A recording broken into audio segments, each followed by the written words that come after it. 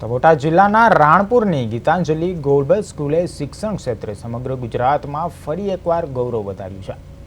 જે ફેબ્રુઆરી અને માર્ચ 2026માં લેવાયેલી બોર્ડની પરીક્ષામાં શાળાના વિદ્યાર્થીઓએ રાજ્યના ટોપ 10માં સ્થાન મેળવી ઝળહળતી સફળતા પ્રાપ્ત કરી છે અને સતત બીજા વર્ષે આ શાળાનો વિદ્યાર્થી રાજ્યમાં પ્રથમ ક્રમે આવતા સમગ્ર રાણપુરમાં ખુશી અને ગૌરવનો માહોલ જોવા મળી રહ્યો છે.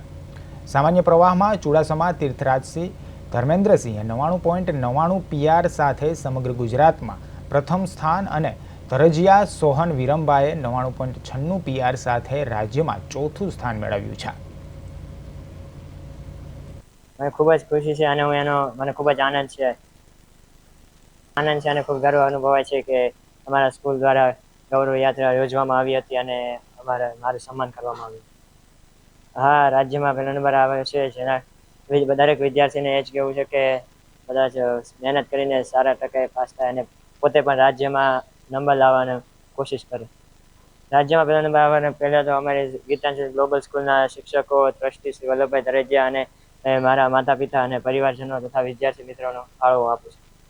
હા, મામલતદાર અને તાલુકા વિકાસ અધિકારીએ પ્રથમ નંબર આવવાના કારણે મારે સન્માન કર્યું છે, જેના કારણે ખૂબ જ આનંદ અનુભવું છું અને ગર્વની લાગણી.